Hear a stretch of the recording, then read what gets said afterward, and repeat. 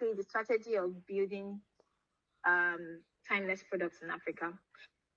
For anybody who is here, who is a product manager, we have seen this over and over and over again.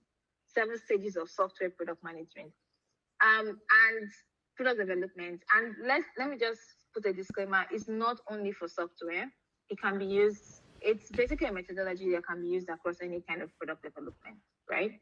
And just as we discussed or we saw, not just tech products are products. It can span across. So there is one part of this flow or of this development circle that many people like glaze to speed of light, and that is where most people fail when it comes to building timeless product, and that is the very first step: idea generation.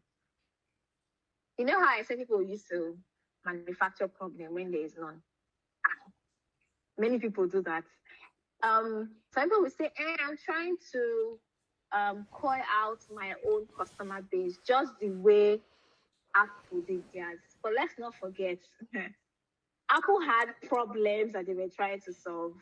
Like, they knew that people wanted easier laptops. They knew that people wanted it, because when Apple came out, you used to see the laptops that were available. They were huge, right? They were big. They knew that those problems existed. I'm carrying a laptop and my back is paining me. Those were the kind of problems that Apple saw and they were trying to solve. So please, that statement of I'm trying to coin my own just the way Apple is, it's a lie. It's not true. So this first step, which is the idea generation, is to me, is the hardest stage, because this is where you make or break your product. At this stage where you are finding the problem. As a product manager, when I'm walking around most of the time, I see problems. And I think there was a day I was on my way home and I was like, I wish I knew if there was light. And my husband was like, that's a very nice idea.